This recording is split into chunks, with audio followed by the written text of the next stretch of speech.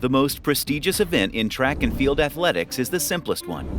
The sound of the gun, an explosion of muscle, and less than 10 seconds later, a winner. And all the sprinters seem to do is move their arms while placing one foot in front of the other. Yet in those several seconds, the best athletes use running skills so advanced that sports scientists are still trying to understand them. Acceleration to maximum speed is extremely power-consuming, as it can take over 70% of the sprinter's energy. The energy spent on acceleration contributes to the fatigue in the latter part of the race. Given this, top speed and speed maintenance is a direct result of energy efficiency during acceleration. You want to use as much power as possible, but less energy as possible, and that's very hard. The first step out of the blocks is the longest one.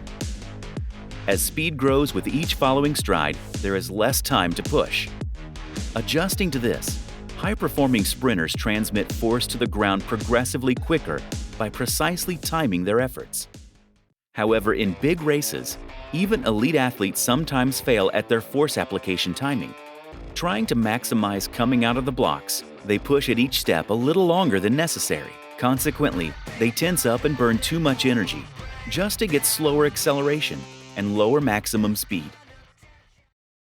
Running at high speed is a repeated process of striking the ground and bouncing off several times per second. In less than 1/10 of a second, the sprinter should stop the downward fall of the body and produce upward propulsion. However, no muscles are quick enough to create propulsive forces at running speeds exceeding 8 meters per second.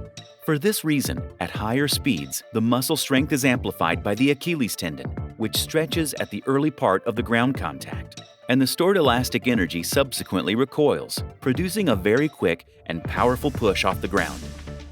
Since the ground contact is the only time when the athlete can apply force and thus influence the running speed, a large vertical force should be produced during the initial touchdown. In contrast, the propulsive portion of the ground phase is completely automatic and requires no additional effort. When the foot hits the ground, there is nothing left to do other than maintain the leg stiffness and let the tendon do its job, allowing muscles to recharge for the next cycle. The problem occurs when the athletes still try to push during the stance phase. This over-pushing causes tension in the body, and as a result, loss of speed. Usually, over-pushing is easy to identify as it is expressed on the face.